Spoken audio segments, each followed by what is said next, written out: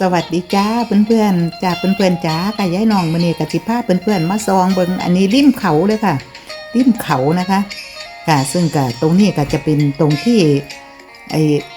อุโมงค์เพิ่นลงมาตรงนี้ค่ะอุโมงค์น้ำนะคะอุโมงค์น้ำค่ะแต่ว่า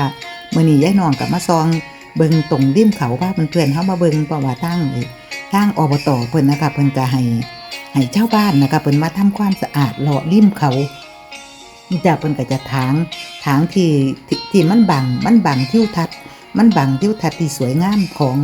องเขานะคะของเขาซึ่งก็อากาศก็บ่ทันบ่เปิดปานใดนะคะฟังทางนี้ก็รู้สึกว่ามันมืดนะคะฟังทางด้านขวามือเนี่ยค่ะมืดด้วยหมอกค่ะเพื่อนๆจ๋าหมอกเพราะว่าจะฝนคือฝนก็ยังตกอยู่นะคะเพื่อน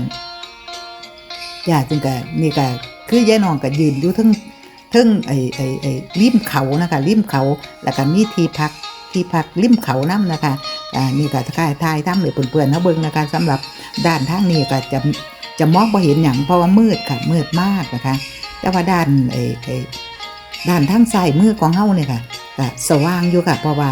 ไอ้ความมืดตัวของอากาศตรงนั้นยังไปบ้านถึงนะคะค่ะซึ่งตัวนี้ก็เป็นโม่เขานะคะเป็นโม่เขาหรือที่เป็นเฮาเอิ้นว่าไอ้ยังก็ยอดเขานะคะเดี๋ยวนี้นั่นนี่คือไอ้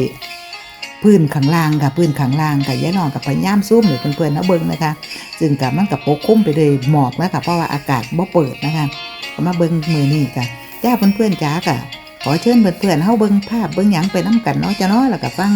เสียงพิณมวลๆไปนํกันเด้อจ้า